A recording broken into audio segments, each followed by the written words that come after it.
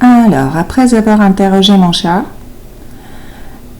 qui se comportait d'une manière tout à fait masculine, il a marqué son territoire au canapé, il est parti embêter la chatte de ma voisine. Donc, si, c'est bien un mâle en vue et malgré ses organes sexuels. Donc, je fais une petite arrêt, je suis toujours dans le glossaire, j'ai commencé à l'envers. Alors voilà, je commence toujours comme ça, je commence les livres par la fin pour savoir déjà à quoi on va y arriver et puis ensuite je regarde comment est-ce qu'on en est arrivé là.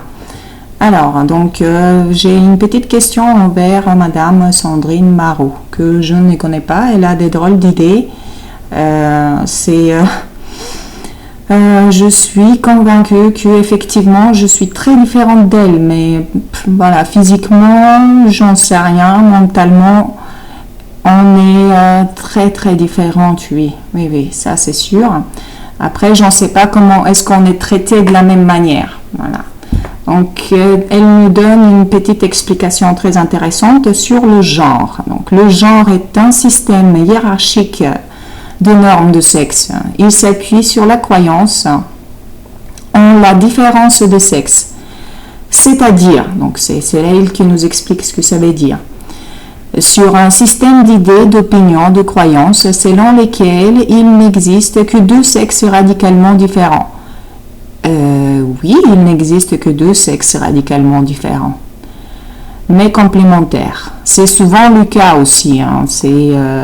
C'est comme les prises électriques et les câbles, en fait. Ça, oui, elles sont radicalement différentes, donc elles sont faites pour ça.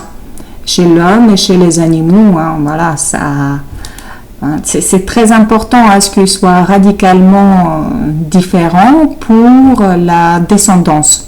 Sinon, ça fonctionne pas. Alors, donc je finis. Et il légitime les inégalités entre les hommes et les femmes en les faisant passer pour naturelles.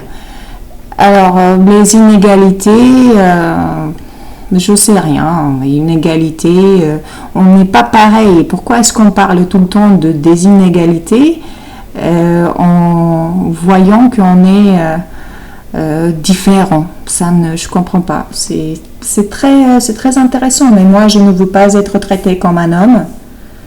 Voilà, même si je suis entourée de mon travail par des hommes, ils ne me traitent pas comme un homme et c'est très bien ainsi. Voilà, donc je voudrais également souligner à Madame Sandrine Marot qu'elle n'est pas en train de lutter contre l'homophobie. Elle est en train de rendre l'homosexualité très discriminatif finalement. Parce que, vous voyez, par exemple, une femme homosexuelle, si elle préfère des femmes, c'est parce qu'elles sont radicalement différentes des hommes. C'est une question de goût.